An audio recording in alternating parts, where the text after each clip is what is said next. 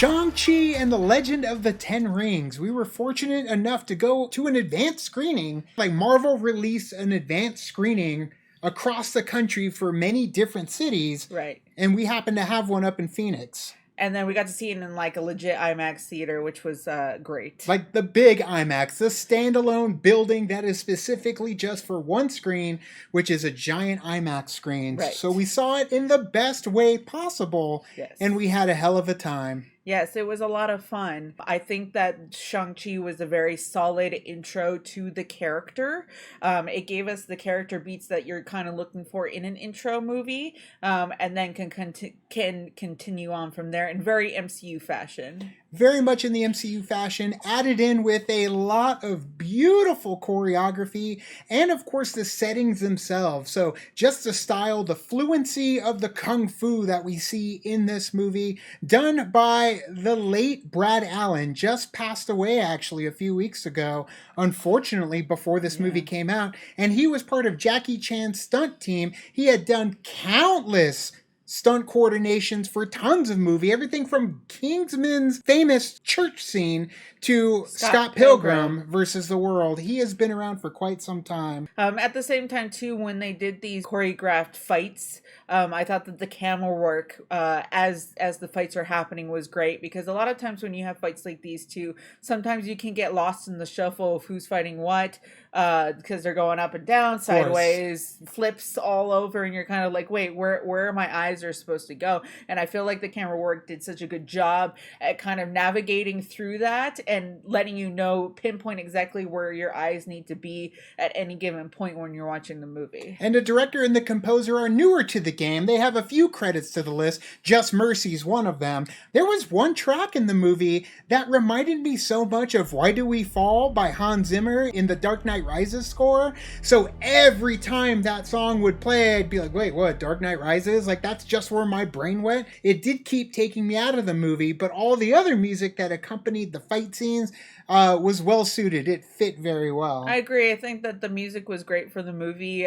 There were some standalone ones that I can kind of pinpoint if, listening to the soundtrack now and be like, okay, I remember this part of music that was in the movie, and you can listen to it standalone. And that's what I like about it, is that if you can listen to the music without having to have it incorporated with the movie itself and just listen to the music separately, right, I think that the music did its job, because then it's its own character and you're able to enjoy it in that way. And I really liked the characters that we got. I think that they worked off each other very well, with Awkwafina and Simu. Both of them having that relationship going back and forth between that. I really enjoyed some of the other newer characters that were in there as well. Now, when it comes down to some of the other characters that are in the movie, I did have some issues. I did kind of feel like some aspects of it were not fulfilling, especially when it comes to more the villainous side. There was a lot to be desired for certain ones, and I feel like that is something that Marvel and the MCU is kind of done before in the past, too, where they have characters that you feel like could do so much more, right? But kind of fell short from that. And so at the same time, it was kind of like, well, I'm used to it with the MCU, so it wasn't as impactful as it could be. But I can also see it on the other side where you're like, oh, I wish I could have more of this character. And then it just didn't end up going the way that you wanted to.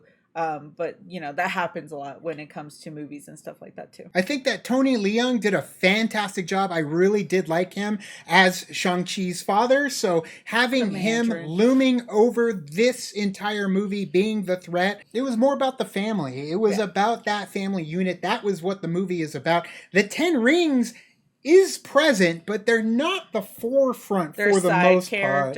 Yeah, they're there, but it comes down to the family unit, the power that one of that family members wields, and of course, collateral damage when it comes to everybody that's around him. Overall, I really, really enjoyed it. Like I said, it was a solid intro to his character. I'm looking forward to seeing more of him and what we have in store for the MCU and Phase 4 in general. Yeah. There are 2 post-credit scenes that have, or there's a mid-credit and then there's a post-credit. So make sure, obviously, if you're Marvel, you're going to be waiting until the very end to watch that. And still, we were at an advanced screening and people were still leaving before, like some of them were scurrying out before that mid-credit and more were leaving before the credits even ended. I mean, I personally would have to give them a benefit of a doubt if they're like holding in to go to the bathroom and they're like, okay, let me go to the bathroom, thinking maybe they had time between the mid-credit scene to go and then come back.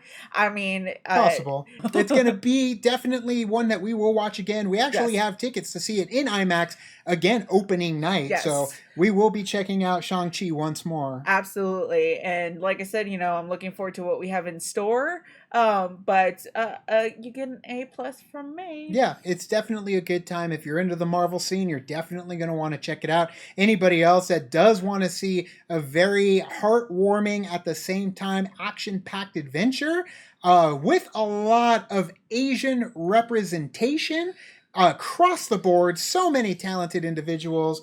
It's definitely refreshing to see. And I know some of our friends who are of Asian descent absolutely fell in love with this movie because it spoke to them. For that, I appreciate what this movie has done. Yes. Guys, make sure you check out Shang-Chi when you get a chance. You can also like and subscribe. And do the thing on our Facebook, Twitter, Tumblr, Instagram, Discord. All the social networking joints, you know where they are. Kick into the party, feel the party, keep the party going on our Patreon. Thank you guys so much, and as always, now it's time to say goodbye. this party is over. Bye. Bye.